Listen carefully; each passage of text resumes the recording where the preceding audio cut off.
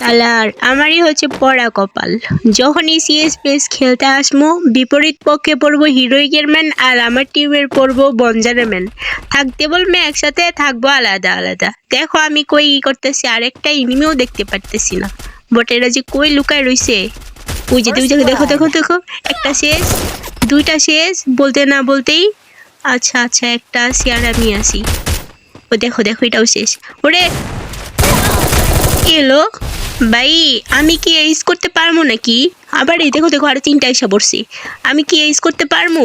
তো দেখা যাক আমি কি এইস করতে পারি কিনা। কিলো একটা ডাউন।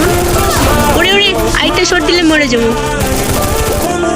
এই মরে না, দেখি নিচ দিয়ে ঘুরে যেতে পারি কিনা।